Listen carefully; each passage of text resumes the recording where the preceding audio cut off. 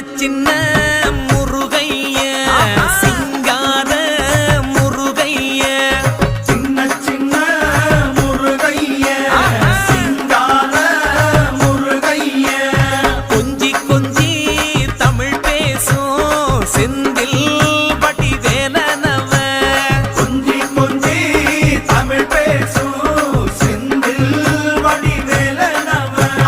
சின்ன சின்ன முருகைய சிங்கார முருகைய